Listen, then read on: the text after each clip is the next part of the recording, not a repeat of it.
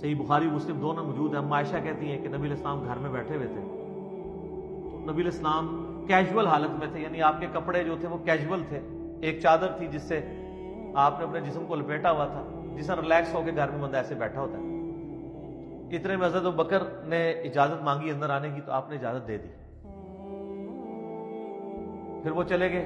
پھر حضرت عمر آئے، اجازت مانگی، وہ چلے گئے. تھوڑی دیر بعد حضرت عثمان آئے تو نبی علیہ السلام نے اٹھ کے بیٹھ کے اپنے کپڑوں کو سیدھا کیا، اور یعنی وہ پنڈلی وغیرہ جو، یعنی آپ ریلیکس کی بجائے تھوڑے اٹینٹو موڈ میں آ گئے. تو سیدہ عائشہ یہ آبزرو کر رہی تھی. پھر حضرت عثمان آئے، اپنا مسئلہ بیان کیا، چلے گئے. تو اما عائشہ نے کہا یا رسول اللہ صلی اللہ علیہ وسلم، حضرت ابوبکر عمر کے لیے تو آپ نے ایسا نہیں کیا. آپ نے فرمایا کہ عثمان جو ہے نا وہ بڑا حیا والا ہے، مجھے پتا ہے کہ اگر وہ مجھے اس طرح ریلیکس حالت میں دیکھتا تو وہ بات اس سے بات بھی نہیں ہونی تھی، اس نے واپس چلے جانا تھا.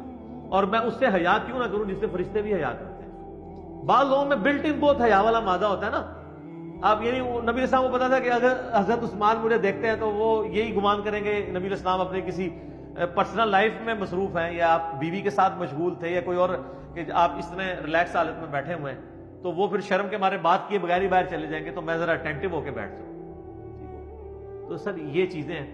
فضائل صحابہ احمد بن حنبل کی کتاب میں بھی آپ کو کئی حضرت عثمان کے فضائل ملیں گے، جس میں مولا علی علیہ السلام یعنی قرآن پاک کی آیات پڑھ پڑھ کے کہا کرتے تھے کہ یہ جو قرآن حکیم میں جن متقین اور جنتیوں کا ذکر ہے، عثمان ابن عفان بھی ان میں سے ایک ہے.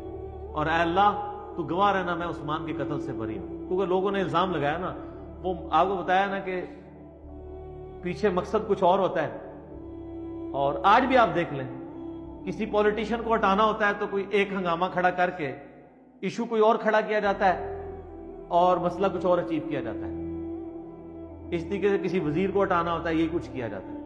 کسی جج کو ہٹانا ہوتا ہے، کوئی اور بہانہ گڑا جاتا ہے اور مقصد ہٹانا ہوتا ہے. تو اس وقت بھی چونکہ مقصد کچھ اور تھا علی امیہ کا، تو حضرت عثمان کا قتل جو ہے نعوذ باللہ حضرت علی کے متھے مار دیا ہوتا ان لوگوں نے. تو وہ تو خیر ہم نے کھول دیا. ہماری لیٹسٹ مجلس 63 میری ریکارڈ ہوئی ہے 6.5 گھنٹے کی، کالے بیک گراؤنڈ کے ساتھ، سرخ کرتے میں اور وائٹ پگڑی.